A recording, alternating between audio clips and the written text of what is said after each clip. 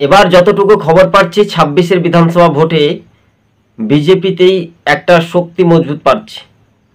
সংখ্যালঘু মানুষজন বিজেপিকে আজকালও ভোট দিচ্ছেন বিহারের প্রভাবে। দেখতে পেলেন আপনারা দেখছেন টিভি সকাল ইউটিউব চ্যানেল। হ্যাঁ দর্শক বন্ধুগণ, খেলা হবে।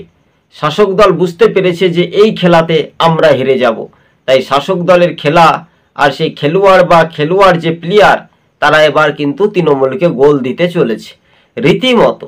আর এই নিয়ে তৃণমূল এবার পরাজিত হবে। তাই বহু ভোটার, সেই সংখ্যালঘু মুসলিম ভোটার বা সাধারণ মানুষজন, তারা কিন্তু তৃণমূলকে আর ভোট দেবে বলে মনে হয় না। বিহারের প্রভাবটা বাংলাতে এক ঝাঁকে বিজেপি কিন্তু গণ্ডি পার করিয়ে তারা মেজরিটি নিয়ে ক্ষমতায় আসতে পারে, এমনটাই সম্ভাবনা।